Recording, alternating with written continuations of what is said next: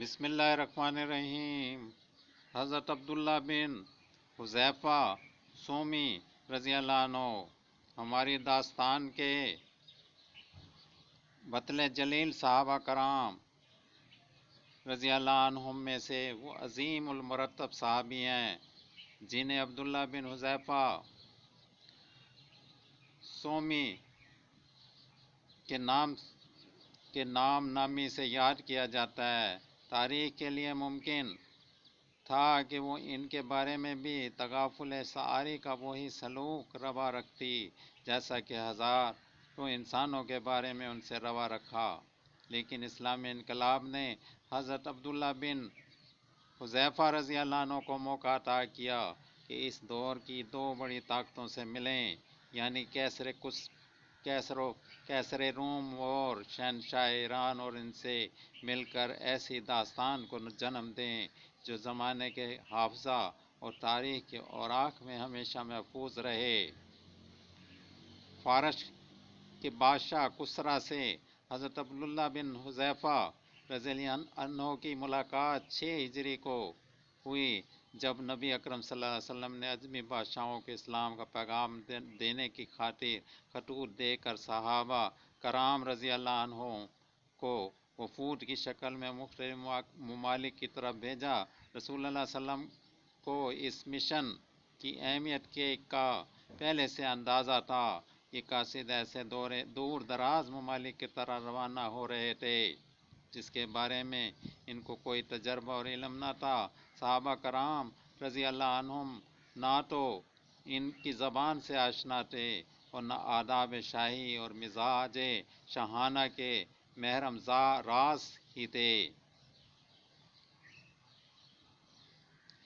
اس سے بڑھ کر ترا یہ کہ ان کی دعوت کا مقصد بادشاہوں کو اپنا اختیار کردہ دین ترک کرنے، سلطانی حکمرانی سے دستبردار ہونے اور دائرہ اسلام میں داخل ہونے پر آمادہ کرنا تھا۔ مہم بذات خود بہت خطرناک تھی۔ اس کے معنی تھے کہ اس مہم پر جانے والا ہتھیلی پر جان رکھ کر جائے، اور جب کامیابی سے لوٹ آئے تو یوں سمجھے جیسے اس نے نیا جنم لیا ہے۔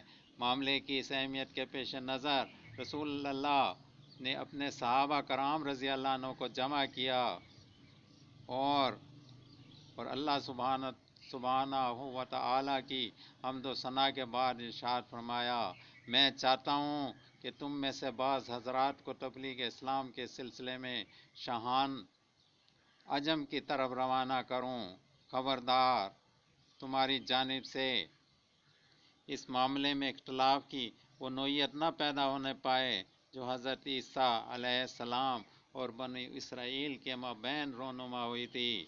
اس کے جواب میں صحابہ کرام رضی اللہ عنہ نے یک زبان ہو کر عرض کیا، یا رسول اللہ صلی اللہ علیہ وسلم، ہم آپ کے حکم کی بہرحال تعمیل کریں گے اور آپ کی منشا کے مطابق فرائض پورے ذمہ داری سے سر انجام دیں گے۔ آپ جہاں چاہیں ہمیں بھیجیں۔ حضرت صلی اللہ علیہ وسلم نے ان میں سے 6 صحابہ کرام رضی اللہ عنہم کا انتخاب کیا کہ ملوک عرب اور شاہان عجم کی طرف دعوتی خطوط لے کر جائیں گے۔ ان 6 میں سے ایک حضرت عبداللہ بن حذیفہ رضی اللہ عنہ بھی تھے، جو رسول اللہ صلی اللہ علیہ وسلم کے مکتوب گرامی لے کر فارس کے بادشاہ کسریٰ کی طرف روانہ ہوئے۔ حضرت عبداللہ بن حذیفہ رضی اللہ عنہ نے اپنی سواری تیار کی، بیوی بچوں کو الوداع کہا اور تنہا صحراؤں اور میدانوں کو طے کرتے ہوئے سرزمین فارس میں پہنچے۔ بادشاہ سے ملاقات کی اجازت طلب کی اور درباریوں کو مکتوب گرامی کی اہمیت سے آگاہ کیا۔ اس مرحلے پر شاہ ایران نے ان کی آمد کی خبر سن کر شاہی دربار کو آراستہ کرنے کا حکم دے دیا اور اس سلسلہ میں ایک خصوصی اجلاس طلب کر لیا اور زعمائے فارس کو اس اجلاس میں شریک ہونے کا حکم دیا۔ اس اہتمام کے بعد حضرت عبداللہ بن حذیفہ رضی اللہ عنہ کو دربار میں آنے کی اجازت دی۔ حضرت عبداللہ بن حذیفہ رضی اللہ عنہ شاہ ایران کے درمیان میں اس کیفیت میں آئے کہ انہوں نے ایک معمولی چادر زیب تن کر رکھی تھی، جس سے عربوں کی سادگی صاف طور پر جھلک رہی تھی۔ آپ کا سر بڑا اور جسم گٹھا ہوا تھا۔ اسلام کی عزت و وقار کے شعلے دل میں بھڑک رہے تھے، اور اس طرح ایمان کی عظمت اور بلندی دل کی گہرائیوں میں دھمک رہی تھی۔ اور کسریٰ نے جب انہیں اپنی طرف آتے ہوئے دیکھا تو حاشیہ نشینوں میں سے ایک کو اشارہ کیا کہ وہ ان سے خط پکڑے۔ ایوان میں سے ایک شخص نے آگے بڑھ کر جب ان سے خط لینا چاہا تو آپ نے فرمایا یہ نہیں ہو سکتا۔ رسول اللہ صلی اللہ علیہ وسلم نے مجھے حکم دیا تھا کہ میں یہ خط براہ راست کسریٰ کے ہاتھ میں تھماؤں۔ میں رسول اللہ صلی اللہ علیہ وسلم کی حکم عدولی کی جرات ہرگز نہیں کر سکتا۔ یہ دیکھ کر کسریٰ نے حکم دیا کہ اسے چھوڑ دو اور میرے پاس آنے دو۔ حضرت عبداللہ بن حذیفہ رضی اللہ عنہ کسریٰ کے قریب ہوئے تو اس نے آپ کے ہاتھ سے خط وصول کیا اور اہل ہیرا کی عربی ترجمان سے کہا کہ اس خط کو کھولیں اور اس کے مندرجات پڑھ کر مجھے سنائے۔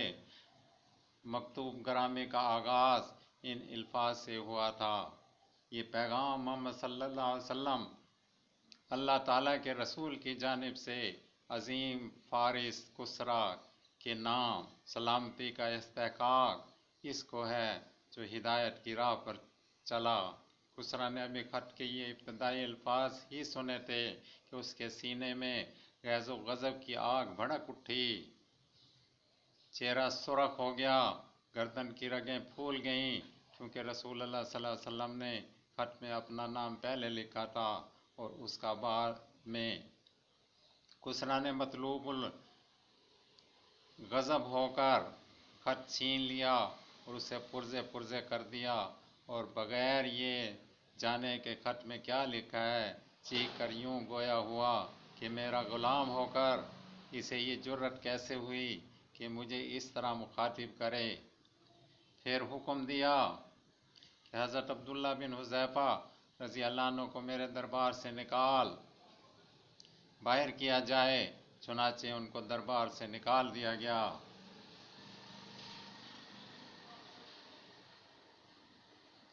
حضرت عبداللہ بن حذیفہ رضی اللہ عنہ ایوان کسریٰ سے نکل کر چل دیے۔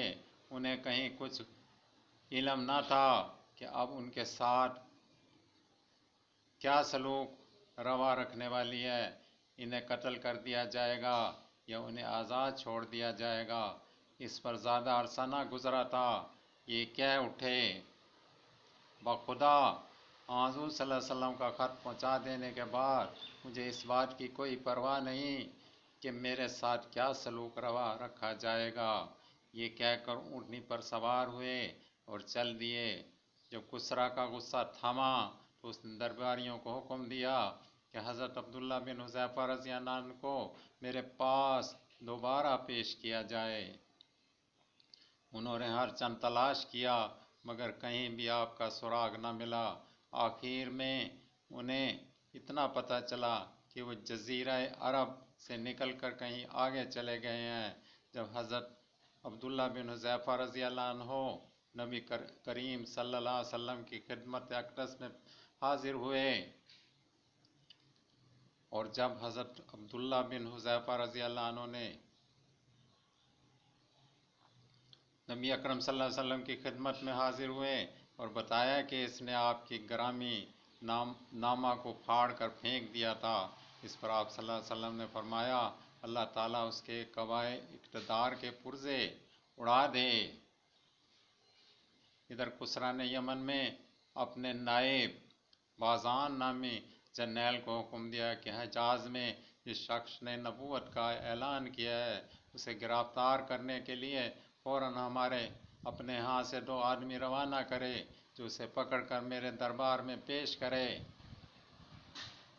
بازان نے رسول اللہ صلی اللہ علیہ وسلم کی گرفتاری کے لیے اپنے 2 مضبوط جرنیل ایک خط دے کر مدینہ منورہ روانہ کر دیے۔ اس خط میں لکھا تھا کہ خط دیکھتے ہی بلا تاخیر ان کے ہمراہ کسریٰ کے دربار میں پہنچ جائیں۔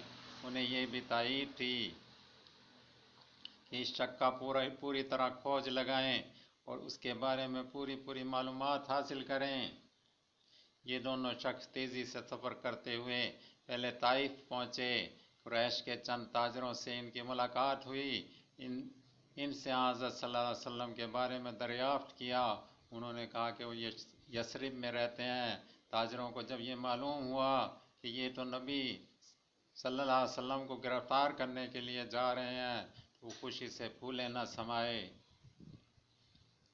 مکہ پہنچ کر قریش کو ان الفاظ میں مبارکباد دی: اے اہل قریش، خوش ہو جاؤ، چین سے رہو۔ اب کسریٰ کی محمد صلی اللہ علیہ وسلم سے ٹھن گئی ہے۔ ان کو گرفتار کرنے کے لیے اپنے آدمی روانہ کر دیے ہیں۔ اب تم ان کے شر سے بچ جاؤ گے۔ بازان کے ان دونوں نمائندوں نے مدینہ منورہ کا رخ کیا۔ وہاں پہنچ کر نبی صلی اللہ علیہ وسلم سے ملاقات کی اور بازان کا خط آپ کو پہنچایا اور کہا کہ شہنشاہ کسریٰ نے ہمارے بادشاہ بازان کو حکم دیا ہے کہ وہ آپ کو پکڑ کر اس کے دربار میں پیش کر دے۔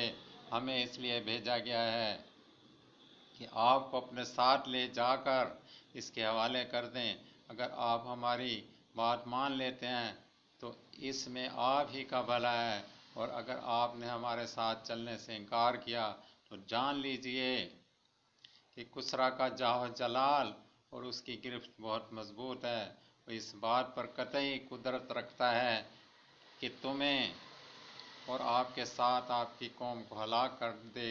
رسول اللہ صلی اللہ علیہ وسلم نے ان کی یہ بچگانہ باتیں سن کر مسکرائے اور فرمایا کہ آج تو تم اپنے قیام گاہ میں آرام کرو، کل دیکھا جائے گا۔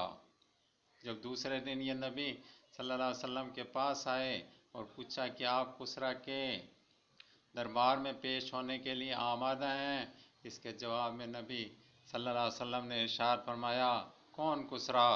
سن رکھو کہ آج کے بعد تم اس کا چہرہ کبھی نہیں دیکھ پاؤ گے۔ اللہ تعالیٰ نے اس کو ہلاک کر دیا ہے اور اس کا بیٹا اس کو قتل کر کے خود سلطنت پر قابض ہو گیا ہے۔ ان دونوں کا اس خبر کا سننا تھا کہ حیران و ششدر رہ گئے اور خوف و دہشت کے ملے جلے جذبات سے حضور صلی اللہ علیہ وسلم کی طرف دیکھنے لگے اور کہنے لگے: جو کچھ آپ کہہ رہے ہیں کیا اس کا آپ کو یقینی علم ہے؟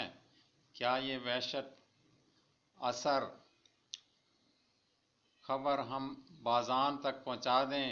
آپ نے ارشاد فرمایا: ہاں، یہ سچ ہے۔ اس کے ساتھ ساتھ یہ بھی اسے بتا دینا کہ دین اسلام کا دائرہ کسریٰ کی سلطنت تک پھیل جائے گا۔ تم اگر اسلام قبول کر لو تو ہم وہ سبھی کچھ تمہارے حوالے کر دیں گے جو اب تمہارے پاس ہے۔ گویا اس صورت میں تمہاری موجودہ حکمرانی اپنی قوم پر بدستور قائم رہے گی۔ یہ دونوں نمائندے رسول اللہ صلی اللہ علیہ وسلم سے رخصت ہو کر بازان کے پاس پہنچے اور اسے یہ خبر سنائی۔ اس نے سن کر کہا: حضرت محمد صلی اللہ علیہ وسلم کی یہ بات اگر درست ثابت ہوئی تو پھر ان کے نبی ہونے میں کوئی شبہ نہیں، لیکن اگر یہ بات صحیح ثابت نہ ہوئی تو ہم ان کے متعلق جو رائے قائم کریں گے وہ تم دیکھ لو گے۔ ابھی زیادہ عرصہ نہ گزرا تھا کہ بازان کو کسریٰ کے بیٹے شیردیہ کا خط موصول ہوا جس میں یہ تحریر تھا: میں نے کسریٰ کو مار ڈالا ہے اور مارا بھی اس لیے ہے کہ اپنی قوم کا انتقام لے سکوں۔ اس نے اپنے عہد اقتدار میں میری قوم کے شرفاء کا قتل عام شروع کیا تھا۔ یہی نہیں، اس نے ان کی عورتوں کی بے حرمتی بھی کی اور ان کے مال و دولت کو غصب بھی کیا۔ میرا یہ خط جب تمہارے پاس پہنچے تو تم میرا حلقہ گوشی اختیار کرنا۔ بازان نے شیردیا کا خط جب پڑھا تو خط کو ایک طرف پھینک دیا اور اسلام کا حلقہ گوش ہو گیا، اور اس کے ساتھ بلاد یمن کی تمام فارسی النسل باشندے بھی مسلمان ہو گئے۔ یہ تو عبداللہ بن حذیفہ رضی اللہ عنہ کی فارس کے بادشاہ کسریٰ کے ساتھ ملاقات تھی۔ دلچسپ داستان ہوئی۔ کیسر روم کے ساتھ ان کی ملاقات کی تفصیلات کیا ہیں؟ کیسر کے ساتھ آپ کی ملاقات کا واقعہ حضرت عمر بن خطاب رضی اللہ عنہ کے دور خلافت میں پیش آیا۔ یہ بھی ایک عجیب و غریب داستان ہے۔ 9 ہجری میں حضرت عمر بن خطاب نے جنگ کے لیے مجاہدین اسلام کا ایک لشکر روانہ کیا، جس میں حضرت عبداللہ بن حذیفہ بھی شریک تھے۔ بادشاہ روم کے پاس لشکر اسلام کے متعلق خبریں برابر پہنچ رہی تھیں اور اسے معلوم تھا کہ مجاہدین اسلام پختہ حوصلے، سچائی کے خوگر اور راہ خدا میں اپنی جانیں نثار کرنے کے جذبہ سے سرشار ہیں۔ اس نے اپنی فوجوں کو یہ حکم دے رکھا تھا کہ اگر لشکر اسلام میں سے کوئی قیدی تمہارے ہاتھ لگے تو اسے زندہ پکڑ کر میرے پاس لے آنا۔ اللہ کا کرنا ایسا ہوا کہ حضرت عبداللہ بن حذیفہ کو رومی فوج نے گرفتار کر لیا اور قیصر کے سامنے حاضر کیا۔ اسے یہ بتایا کہ ہمیں ایسے شخص کو گرفتار کر کے لائے ہیں جو ان کے ساتھیوں میں سے ہے جنہوں نے سب سے پہلے دعوت اسلامی کو قبول کیا۔ جب حضرت عبداللہ بن حذیفہ کو بادشاہ روم کے سامنے پیش کیا گیا تو اس نے آپ کو بنظر غائر دیکھا، پھر کہنے لگا میری ایک تجویز ہے۔ حضرت عبداللہ نے فرمایا وہ کیا؟ اس نے کہا میری تجویز ہے کہ آپ عیسائیت قبول کر لیں۔ آپ کو میری یہ تجویز اگر منظور ہو تو میں آپ کو آزاد کر دوں گا اور آپ کے ساتھ عزت و تکریم کا معاملہ روا رکھوں گا۔ حضرت عبداللہ بن حذیفہ نے جرأت و عزم کا اظہار کرتے ہوئے کہا یہ ممکن ہی نہیں، جس کی طرف آپ مجھے دعوت دے رہے ہیں اس سے 1000 درجہ یہ بہتر ہے کہ میں مر جانا پسند کروں۔ قیصر نے کہا آپ مجھے بہادر انسان معلوم ہوتے ہیں، آپ میری یہ تجویز قبول کر لیں تو میں آپ کو اپنی سلطنت میں شریک کر لینے پر بھی تیار ہوں۔ بیڑیوں میں جکڑا ہوا یہ قیدی اس پر مسکرایا اور یوں گویا ہوا اللہ کی قسم آپ مجھے اپنی حکومت اور جزیرہ عرب کی مملکت دے کر بھی یہ امید نہیں رکھ سکتے کہ میں دین محمد صلی اللہ علیہ وسلم سے ایک لحظہ کے لیے بھی منحرف ہو جاؤں۔ اس نے غضبناک ہو کر کہا میں آپ کو قتل کر دوں گا۔ آپ نے فرمایا جو چاہو کر دیکھ لیں۔ اس کے بعد آپ کو پھانسی دے دینے کا حکم صادر کر دیا گیا۔ اس کا حکم یہ تھا کہ تختہ دار پر اس 5 جوان اس شخص کو اس طرح تیروں کا نشانہ لگائیں کہ تیر اس کے ہاتھوں کے بالکل قریب گریں اور ہاتھوں کو زخمی کر دیں۔ چنانچہ اس کے حکم کے مطابق نشانہ باندھا گیا اور تیر چلایا گیا۔ اس نازک اور تکلیف دہ موقع پر قیصر نے آپ کو عیسائیت قبول کرنے کی تیسری مرتبہ دعوت دی، لیکن آپ نے صاف انکار کر دیا۔ پھر اس نے حکم دیا کہ اب اس کے بالکل پاؤں کے قریب تیر مارو۔ اس حکم کی بھی تعمیل کی گئی۔ اس نے اس موقع پر بھی اسلام کو ترک کر دینے اور عیسائیت کے حلقہ بگوش ہو جانے کی دعوت دی۔